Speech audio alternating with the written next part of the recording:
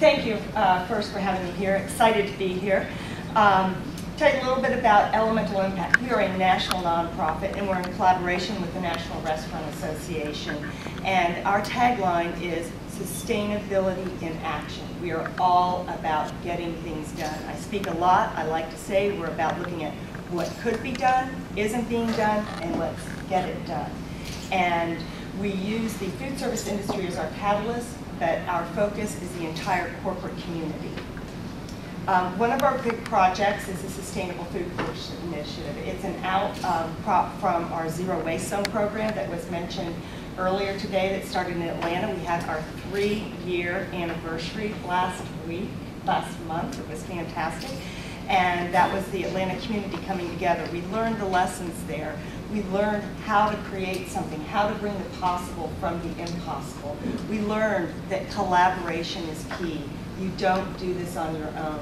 You must have your government, all levels of government, from the very local all the way up to the federal government with you. You must have your nonprofits, your trade associations, and private enterprise is absolutely key. At the base of everything we do, food safety is first and foremost. Next, it must make good business sense. We're only going to work on programs that are going to be sustainable in nature for the long run. In the Sustainable Food Court Initiative, it was a really high-hanging fruit 3 years ago. I wasn't going to touch the quick service restaurant industry, but we're ready for that now. We've been working on it for about a year, and the mission of the Food Court Initiative is to bring zero waste initiatives to food courts and develop industry sustainable best practices for back of the house and front of the house operations. What we also know is we must take baby steps. When you start looking and it's totally overwhelming. When we get our committees together, one of the big phrases we use is if it was easy, it'd already be done. And what we do is we go and we find the sliver, we find the low-hanging fruit, we find an easy win. Because of the Zero Waste Zone initiatives, we know how to do back-of-the-house organics collection. That's an easy win for us. So next what we did, we've got great co-chairs. Chris Moyer, who is here somewhere, with you've met a few times with the National Restaurant Association, and then Doug Kuhneman with NatureWorks. Next, we had to build a strong team. We need a national team. We're centered in Atlanta, but everything we do is about building a template that can be replicated throughout the nation. But that template has to be flexible in nature because, as you know, when you go to different communities, you've got to take and be able to adjust it accordingly. It's not just a static type template.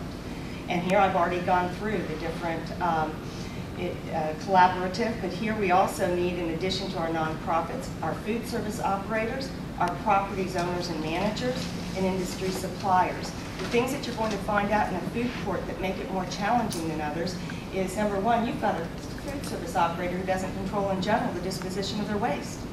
So you've got to have the property owners and managers on board with you. You've got other legal restrictions. You have landlord, tenant restrictions. You also have the big deal is franchisee, franchisor. That's your packaging. And a lot of the packaging is not compostable, it's not recyclable. So, and then we have to have our industry suppliers, and our industry suppliers serve as the experts. And they're the ones who keep us moving. The trade associations we have, of course, Elemental Impact, the Food Service Packaging Institute, the NRA, and the Institute for Local Self-Reliance. The food service operators, HMS Host. If you all don't know who HMS Host is, this company rocks. They have 110 airport contracts worldwide, 85 in North America. They also do the service stations in turnpikes, and they also have quite a few of the Simon Mall properties, food court contracts. And you'll see as when I end up, they have gone beyond the call of duty. We could not be where we're at if it wasn't for HMS Host coming forward, especially at the airports. We have our property owners and managers, the City of Atlanta, the Atlanta Airport. You're going to hear in a little bit about our first pilot. And then Simon Property Group. I didn't realize this when I started going. They're not only the largest mall owner and developer, they have 392 malls nationwide, they're the largest commercial real estate owner. I was like, wow. And they're fantastic to work with. The team, the industry suppliers, we've got from ASEAN Stock Market, they provide products Clean River. You saw Clean River's also with CoRR, and they do the recycling bins. Heritage bags, we have to have the bin in the bins. Midwest Vaco for paper, NatureWorks, Solo Cups, and Tomra. 5 minutes, I better get going. Pilot update, you guys, look at this. Our first pilot project is at the Atlanta airport for the 14th consecutive year, the busiest airport in the world, and that's where we're starting, okay? What we did is we did a 2-month back-of-the-house organics collection. We knew that actually getting it collected was not a problem, but it's a whole different ballgame to have it leave the airport.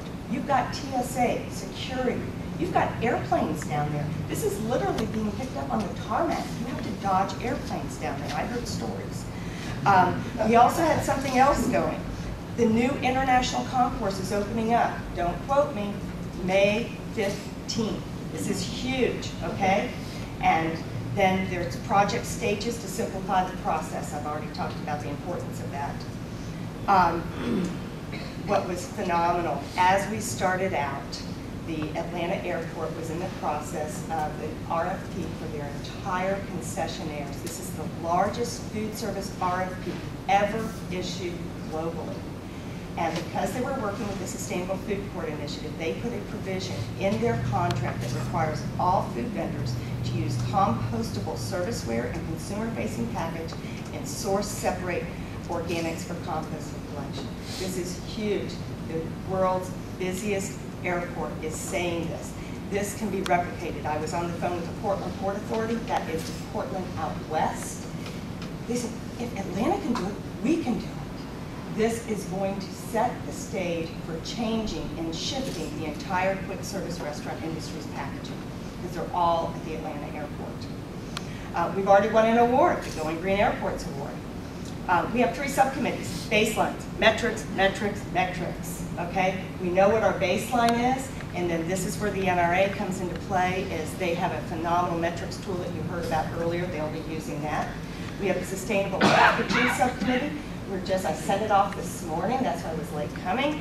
It is the information packet for compostable products that will be provided to each one of the concessionaires. It's gone off to the airport's legal to answer the questions. We're there to support as they work through this.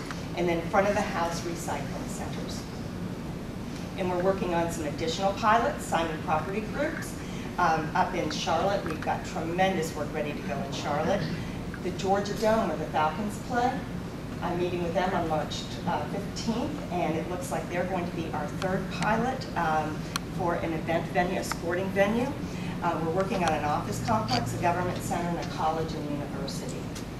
And our impact goes well, well beyond food courts. See, this is a Tomra baler, not compactor, guys. Don't confuse that. That's a baler right there. And this is what HMS Host has done with their Starbucks. They have 9 Starbucks at the Atlanta airport, 2,600 milk jugs per week. They rinse them, they smash them, they transport them to this baler. It fits in the back of the house of an airport Starbucks, okay? And they make them into bales, they take them off-site, sell them, it covers the cost. It's fantastic. They've already bought one, HMS Host is doing this, they've already bought one in Tampa, and they're looking at more of a national program. Is that not correct? We also work with Hylex Poly, the world's largest plastic bag manufacturer, 1 minute. And this is at Simon Malls. We're going to be doing plastic film manufacturing. So the impact goes well beyond the food courts. And ask me later if you'd like to know what's going on with plastic film and why it has skyrocketed, because I don't have any more time. All right.